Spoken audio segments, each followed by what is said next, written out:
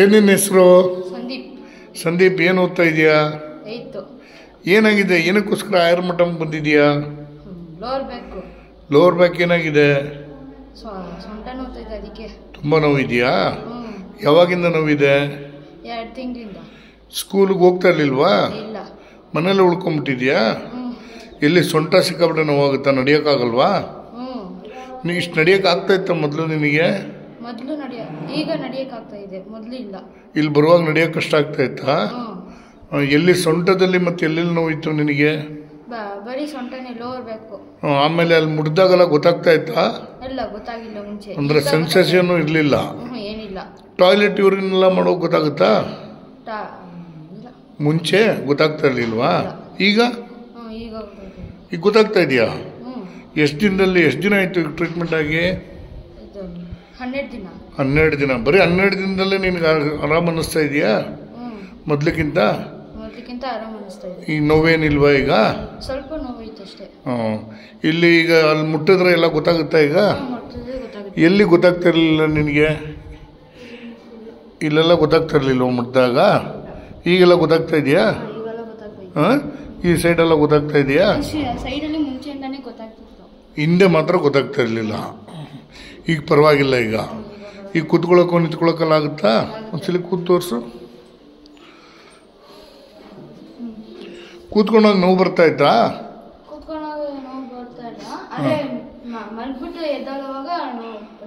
ಈ ಥರ ಕೂತ್ಕೊಂಡಾಗ ಎಲ್ಲರೂ ನೋವು ಬರ್ತಾ ಇತ್ತಾ ಮುಂಚೆ? ಎಲ್ಲ ನೋವು ಬರ್ತಾ ಇತ್ತು. ಈಗ ಅನಿಸ್ತಾ ಇದೆಯಾ? ಒಂದೇ ತರ ತುಂಬಾ ಹೊತ್ತು ಕೂತ್ಕೊಂಡಿದ್ದಿದ್ರೆ.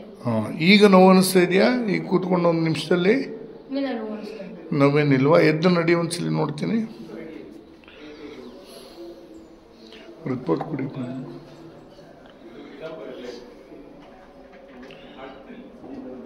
ಬಾ, ವಾಪಸ್ ಬಾ.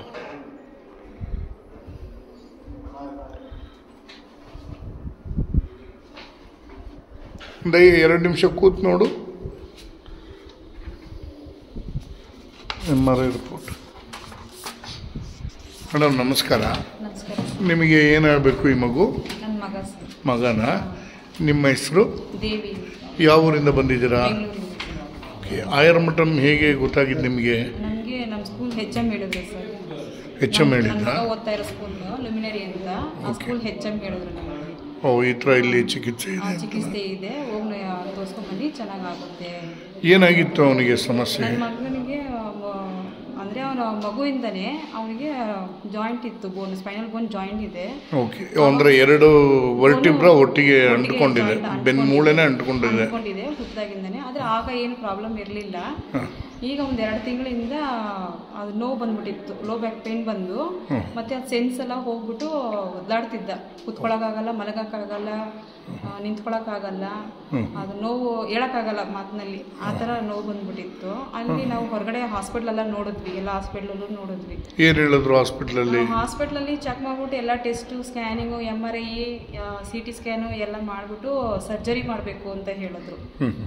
ನಮಗೆ ಇರೋದು ಒಂದು ಮಗು, ಸರ್ಜರಿ ಎಲ್ಲ ಮಾಡಿದ್ರೆ ಮಗು ಸರ್ಜರಿ ಮಾಡಿದ್ರೆ ಸಕ್ಸಸ್ ಆಗುತ್ತೆ ಅಂತ ಹೇಳಿದ್ರೆ ಗ್ಯಾರಂಟಿ ಹೇಳಲಿಲ್ಲ ಸರ್ ಅವರು. ನಾವು 50% ಗ್ಯಾರಂಟಿ ಇಲ್ಲ. ಗ್ಯಾರಂಟಿ ಇಲ್ಲ ಅಂದಮೇಲೆ ನಾವು ಸರ್ಜರಿ ಒಪ್ಕೊಳ್ಳಿಲ್ಲ. ನಾವು ಬೇಡ, ಸರ್ಜರಿ ಬೇಡ ಅಂತ ಹೇಳ್ಬಿಟ್ಟು ಬಂದ್ಬಿಟ್ವಿ. ಬೇರೆ ಕಡೆ ಟ್ರೀಟ್ಮೆಂಟ್ ತಗೋತಾ ಇದ್ವಿ. ಅಲ್ಲಿ ಒಂದು ಸ್ವಲ್ಪ ಸರಿಯಾಗೋಂಗಿತ್ತು, ಮತ್ತೆ ಸ್ಟಾರ್ಟ್ ಆಗೋದು. ಆಮೇಲೆ ನಮ್ಮ ಸ್ಕೂಲ್ HM ನೋಡಿಬಿಟ್ಟು ಈ ಥರ ಆಯುರ್ಮಠದ ಐತೆ, ಮತ್ತು ಪೇಪರಲ್ಲಿ ನೋಡಿದ್ರು. ಮತ್ತು ಇಲ್ಲೊಂದು ಮಗು 3 ವರ್ಷದಿಂದ ಮುಂದೆ ಒಂದು ಮಗು ಬಂದ್ಬಿಟ್ಟು ಇಲ್ಲಿ ಚೆನ್ನಾಗಾಗಿ ಕರ್ಕೊಂಡ್ಬಂದಿದ್ದಾರೆ. ಸ್ಪೈನಲ್ ಬೋನೇ ಕ್ರ್ಯಾಚ್ ಆಗಿ ಬಂದಿಲ್ಲಿ ಚೆನ್ನಾಗೈತೆ, ಹೋಗಲ್ಲಿ ತೋರಿಸ್ಕೊಂಡು ಬನ್ನಿ ಅಂತ ಹೇಳಿದ್ರು. ಆಮೇಲೆ ಅವ್ರು ಕೇಳ್ಕೊಂಡು ಇಲ್ಲಿ ಬಂದ್ವಿ. ನನ್ನ ಮಗ ಇಲ್ಲಿ ಬರಬೇಕಾದ್ರೆ ಉಸಿರಾಡೋಕ್ಕಾಗ್ತಿರ್ಲಿಲ್ಲ, ಮತ್ತು ಮಾತಾಡೋಕ್ಕಾಗ್ತಿರ್ಲಿಲ್ಲ, ನಡಿಲಿಕ್ಕೆ ಆಗ್ತಿರ್ಲಿಲ್ಲ. ಇದು ಸೆನ್ಸ್ ಇರಲಿಲ್ಲ, ಬ್ಯಾಕ್ ಪೇನ್ ಅಂದರೆ ಎಲ್ಲೂ ಬಾಡಿಲಿ ಸೆನ್ಸ್ ಅಂದರೆ ಅಲ್ಲಿ ಒಂದು ಹಿಪ್ಸ್ ಹತ್ರ ಮಾತ್ರ ಸೆನ್ಸ್ ಇರಲಿಲ್ಲ ಅವನಿಗೆ. ಎಷ್ಟು ಕುದಿಯ ನೀರು ಕುಯ್ದ್ರೂ ಏನು ಗೊತ್ತಾಗ್ತಿರ್ಲಿಲ್ಲ. ಆಮೇಲೆ ಟಾಯ್ಲೆಟ್ಗೆಲ್ಲ ಹೋಗೋಕೆ ಗೊತ್ತಾಗ್ತಾ ಇದ್ದ ಅವನಿಗೆ? ಸ್ವಲ್ಪ ಕಷ್ಟ ಆಗೋದು ಟಾಯ್ಲೆಟ್ಗೆಲ್ಲ ಹೋಗೋದಕ್ಕೆ, ಪ್ರೆಷರ್ ಹಾಕಿ ಹೋಗ್ಬೇಕಾಗಿತ್ತು ಅವನಿಗೆ. ಅಂದರೆ ಇವಾಗ 100% 200% ಅಂತಲೇ ಹೇಳ್ಬೋದು. ಹೌದಾ? ಬರೀ 12 ದಿನದಲ್ಲಿ ಇಷ್ಟೊಂದು ಚೆನ್ನಾಗಿದ್ದಾನೆ. ಈಗ ಅವತ್ತಿಗೂ ಇವತ್ತಿಗೂ ಏನು ಬದಲಾವಣೆ ಇದೆ? ಫುಲ್ ಎಲ್ಲಾನು ಬದಲಾವಣೆ ಇದೆ. ಸೆನ್ಸ್ ಎಲ್ಲ ವಾಪಸ್ ಬಂತು. ಇವಾಗ ನಾವು ಮುಟ್ಟಿದ್ರೆ, ಬಿಸಿನೀರು ಇದ್ರೇನೆ ಗೊತ್ತಾಗದೇ ಇರೋ ಜಾಗದಲ್ಲಿ ಅವ್ನು ಮುಟ್ಟಿದ್ರೆ ಗೊತ್ತಾಗುತ್ತೆ. ಚೆನ್ನಾಗಿ ಉಸಿರಾಡ್ತಾನೆ, ಮಾತಾಡ್ತಾನೆ, ಓಡಾಡ್ತಾನೆ, ಚೆನ್ನಾಗಿದೆ ಈಗ. ಊಟನೂ ಚೆನ್ನಾಗಿ ಮಾಡ್ತಾ ಇದ್ದಾನೆ ಈಗ? ಊಟನೂ ಚೆನ್ನಾಗಿ ಮಾಡ್ತಾ ಇದ್ದಾನೆ. ಓಕೆ. ನಿಮಗೆ ಏನು ಅನ್ನಿಸ್ತು ಈ ಚಿಕಿತ್ಸೆ? ಎಷ್ಟು ದಿನ ಚಿಕಿತ್ಸೆ ಕೊಟ್ಟರು? ಅವನಿಗೆ ನೋವಾಯ್ತಾ ಚಿಕಿತ್ಸೆ ಕೊಡುವಾಗ? ಇಲ್ಲ ಆದರೆ ಇಲ್ಲಿ ಚಿಕಿತ್ಸೆ ಚೆನ್ನಾಗಿದೆ.